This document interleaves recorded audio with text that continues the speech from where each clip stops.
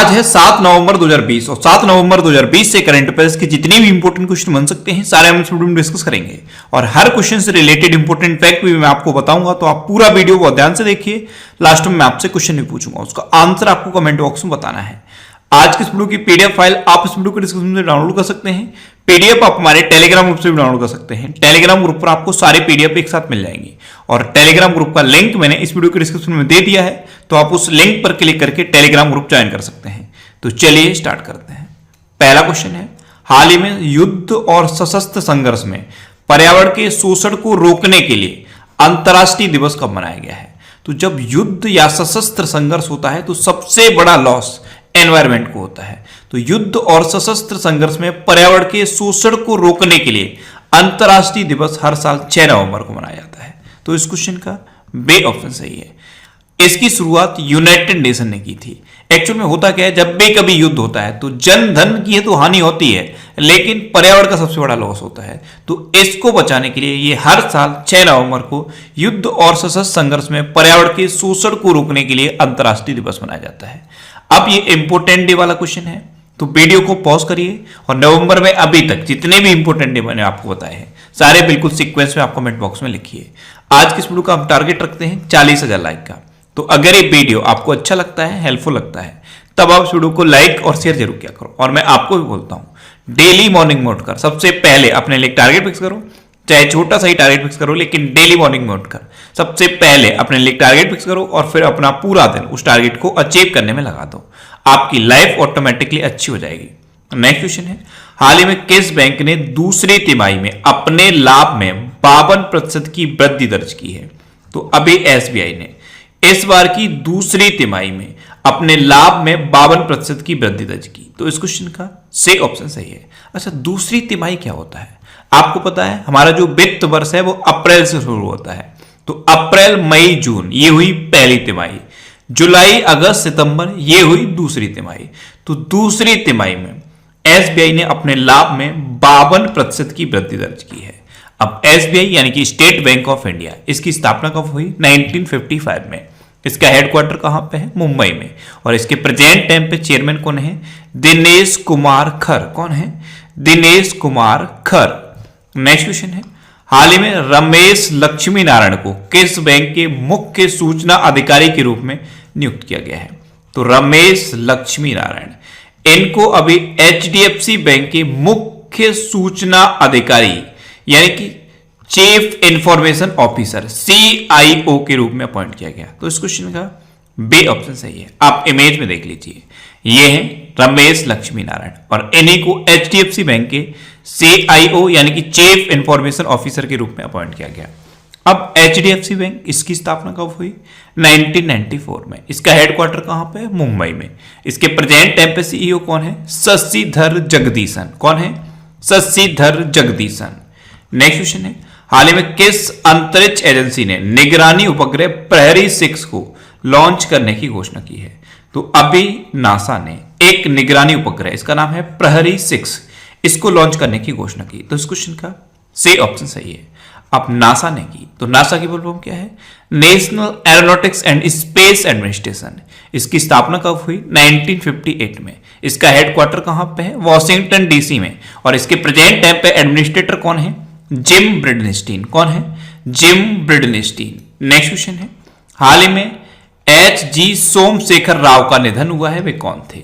तो HG सोमशेखर राव ये एक अभिनेता थे और अभी इनका निधन हो गया। तो इस क्वेश्चन का सही ऑप्शन सही है। ये थे HG सोमशेखर राव, ये एक अभिनेता थे और अभी इनका निधन हुआ है। नेक्स्ट क्वेश्चन है, हाल ही में किसने मलयालम सिनेमा में आजीवन योगदान के लिए JC डैनियल पुरस्कार जीता है? तो अभी हरिहरन ने अपने आजीवन मलयालम सिनेमा में योगदान के लिए JC डैनियल पुरस्कार जीता। तो उस क्वेश्चन का बे ऑप्शन सही है। ये हैं हरिहरन और इन्होंने पूरी जिंदगी मलयालम सिनेमा में जो योगदान दिया है, इसकी वजह से इनको JC डैनियल पुरस्कार से सम्मानित किया गया है। अच्छा, JC डैनियल पुरस्कार ये मलयालम सिनेमा का सर्वोच्च पुरस्कार होता है। इसमें 5 लाख रुपए मिलते हैं, एक शील्ड मिलती है और एक सर्टिफिकेट मिलता है। नेक्स्ट क्वेश्चन है, हाल ही में कौन सा मंत्रालय virtual global investor round table सम्मेलन का आयोजन कर रहा है? तो अभी वित्त मंत्रालय virtual global investor round table सम्मेलन का आयोजन कर रहा है। तो इस क्वेश्चन का सी ऑप्शन सही। अच्छा, वित्त मंत्रालय कर रहा है तो हमारी प्रेजेंट टाइम पे वित्त मंत्री कौन है? निर्मला सीतारमण। लेकिन ये जो virtual global investor round table सम्मेलन होगा इसकी अध्यक्षता करेंगे प्रधानमंत्री नरेंद्र मोदी। नेक्स्ट क्वेश्चन है, हाल ही में कौन पेरिस जलवायु समझौते से आधिकारिक रूप से बाहर हुआ है? तो अभी अमेरिका पेरिस जलवायु समझौते से आधिकारिक रूप से बाहर हो गया। तो इस क्वेश्चन का बी ऑप्शन सही है। पेरिस जलवायु समझौता ये जलवायु परिवर्तन की घटनाएं जो होती हैं उसके लिए हुआ था और इसमें बहुत सारे देश शामिल हैं, लेकिन अब अमेरिका इससे बाहर हो गया है।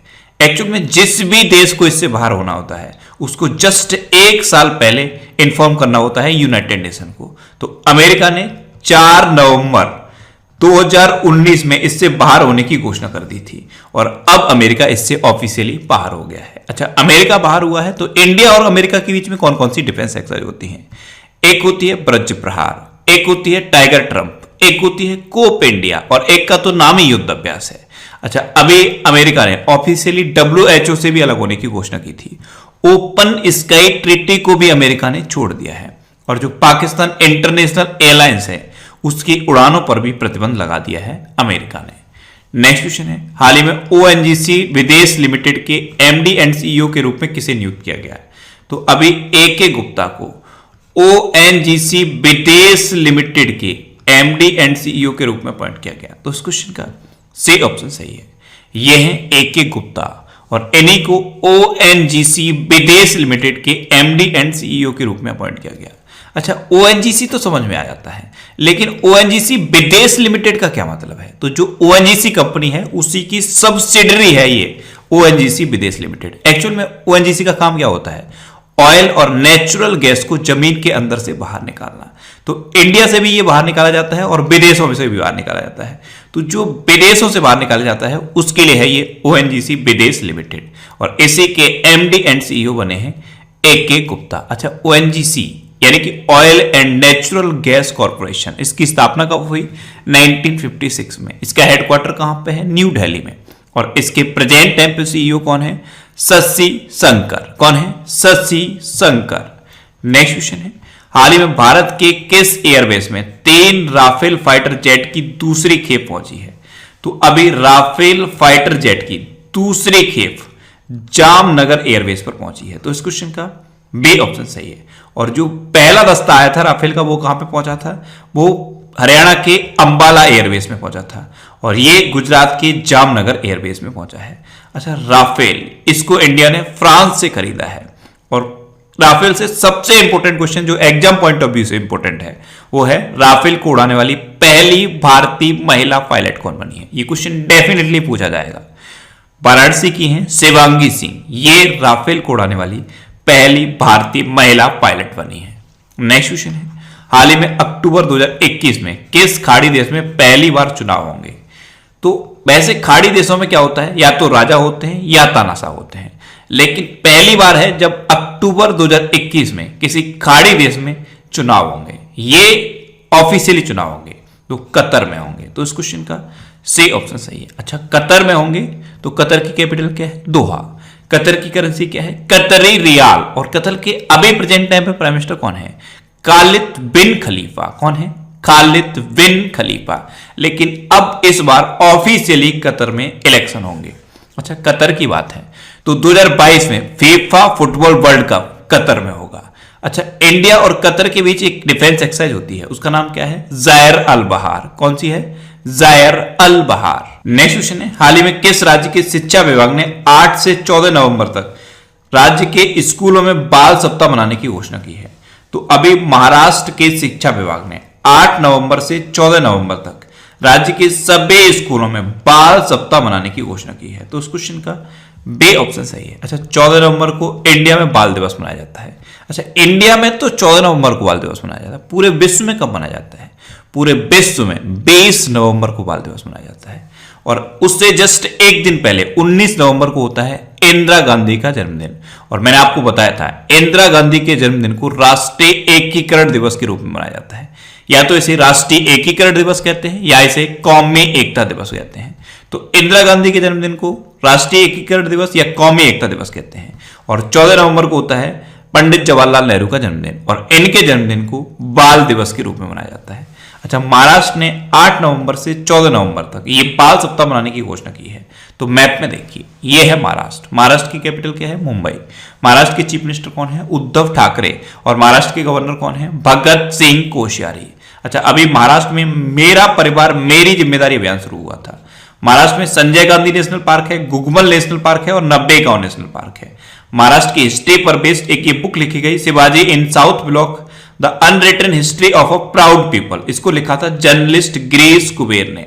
और महाराष्ट्र मुफ्त स्वास्थ्य बीमा प्रदान करने वाला भारत का पहला राज्य बना है। महाराष्ट्र में अभी प्रोजेक्ट प्लेटिना शुरू हुआ। मई अन्नपूर्णा पहल भी महाराष्ट्र में शुरू हुई। इतना आपको महाराष्ट्र के बारे में याद रखना है।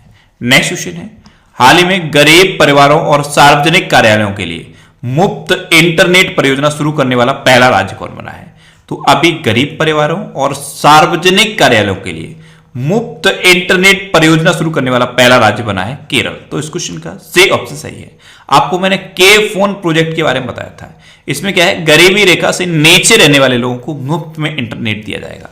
और अब इसी में सार्वजनिक कार्यालयों को भी जोड़ दिया गया है। तो गरीब परिवारों और सार्वजनिक कार्यालयों के लिए मुफ्त इंटरनेट परियोजना शुरू करने वाला भारत का पहला राज्य बना है केरल। केरल में भी तिरंगा पहल शुरू हुई थी। ये रैपिड स्क्रीनिंग के लिए थी। कोविड-19 रोगियों की सेवा के लिए कर्मी बोट रोबोट केरल में शुरू हुए। और ब्रेक द चेन कार्टून अभियान ये भी केरल में शुरू हुआ है। केरल में कौन कौन से नेशनल पार्क हैं? एक अनाईमुडी सोला नेशनल पार्क है, एक है पंबड़म सोला नेशनल पार्क, एक है मत्तेकेट्टम सोला national park. Eravikulam national park भी केरल में है। केरल में शांत घाटी है और पेरियार वन्यजीव अभ्यारण्य है। नेक्स्ट क्वेश्चन है, हाल ही में ओपन एरा में 1000 मैच की जीत दर्ज करवाने वाले पहले टेनिस खिलाड़ी कौन बने हैं? तो अभी राफेल नडाल ओपन एरा में 1000 मैच की जीत दर्ज करवाने वाले पहले टेनिस खिलाड़ी बने। तो इस क्वेश्चन का बी ऑप्शन सही है। अच्छा, राफेल नडाल बने हैं। तो आप इमेज में देखिए, ये हैं राफेल नडाल और यही ओपन एरा में 1000 मैच की जीत दर्ज करवाने वाले पहले टेनिस खिलाड़ी बने हैं। नेक्स्ट क्वेश्चन है, हाल ही में पटाखों पर प्रतिबंध लगाने वाला दूसरा राज्य कौन बना है? तो दिल्ली अब पटाखों पर प्रतिबंध लगाने वाला दूसरा राज्य बन गया। तो इस क्वेश्चन का सी ऑप्शन सही है। अच्छा, ये तो दूसरा बना है, पहला कौन है? पहला राजस्थान है। सबसे पहले इस साल राजस्थान ने पटाखों पर प्रतिबंध लगाया था। उसके बाद अब दिल्ली ने पटाखों पर प्रतिबंध लगा दिया है। अच्छा, दिल्ली ने लगाया तो दिल्ली में अभी भारत का पहला प्लाज्मा बैंक खुला था और एवी चार्जिंग प्लाजा भी दिल्ली में खुला है। भारत का पहला एवी चार्जिंग प्लाजा ये भी दिल्ली में खुला है। अब लास्ट वीडियो के क्वेश्चन का आंसर। लास्ट वीडियो में मैंने आपसे क्वेश्चन पूछा था कि हाल ही में किस राज्य के पन्ना टाइगर रिजर्व को यूनेस्को बायोस्फीयर रिजर्व घोषित किया गया है? तो अभी मध्य प्रदेश के पन्ना टाइगर रिजर्व को यूनेस्को बायोस्फीयर रिजर्व घोषित किया गया। तो इस क्वेश्चन का बी ऑप्शन सही था और लगभग सभी स्टूडेंट ने इसका आंसर सही दिया। मोस्टली स्टूडेंट्स के बारे में डिटेल में लिखा। मैं आपको एक बार फिर बोलूंगा, क्वेश्चन के बारे में आपको जितना ज्यादा से ज्यादा पता हो आप लिखा करो, क्योंकि जो चीजें आप लिख देते हो फिर उन्हें आप कभी नहीं भूलते। अब आपके लिए आज का क्वेश्चन, आपके लिए आज का क्वेश्चन है, हाल ही में अलसेन ओट्टारा किस देश के तीसरी बार राष्ट्रपति बने हैं? 4 ऑप्शन दिए गए हैं, इनमें से आपको अपना आंसर बताना है। और इसके अलावा हम हमारे फेसबुक पेज पर previous year question daily post करते हैं। तो आप फेसबुक पर नेक्स्ट एग्जाम सर्च करके हमारा फेसबुक पेज ज्वाइन कर सकते हैं, क्योंकि प्रीवियस ईयर क्वेश्चन आपको बहुत हेल्प करते हैं। अगर आपको किसी क्वेश्चन में कोई डाउट होता है या आपको अपने करियर से रिलेटेड भी कोई प्रॉब्लम है तो आप इंस्टाग्राम पे इंद्रेश आरसी INDRESH इंस्टाग्राम पे इंद्रेश आरसी सर्च करके आप मेरे साथ जुड़ सकते हैं और कोई भी डाउट, कोई भी confusion without any hesitation discuss कर सकते हैं। अच्छा, आज के वीडियो का टारगेट जरूर याद रखना। आज के वीडियो का टारगेट है 40,000 लाइक का। तो अगर ये वीडियो आपको अच्छा लगा है, हेल्पफुल लगा है, तब आप इस वीडियो को लाइक और शेयर जरूर किया करो। और आपके पास जो भी स्टडी रिलेटेड व्हाट्सएप और फेसबुक ग्रुप हैं उनमें आप इस वीडियो को शेयर जरूर कर दिया करो। तो ये था आज का हमारा करंट अफेयर्स का वीडियो। आपको ये वीडियो कैसा लगा प्लीज कमेंट बॉक्स में जरूर बताना। और अगर अभी तक भी आपने हमारे इस चैनल को सब्सक्राइब नहीं किया है तो इसे आप सब्सक्राइब जरूर कर लीजिए। आपको इस चैनल से निश्चित ही मदद मिलेगी। जब भी आपसे सब्सक्राइब करेंगे तो बराबर में एक बेल आइकन बन के आएगा, आप उस बेल आइकन पर जरूर क्लिक कर लें, जिससे कि आपको डेली मॉर्निंग में करंट अफेयर्स की वीडियो मिलती रहे। Next exam always with you. Thanks for watching.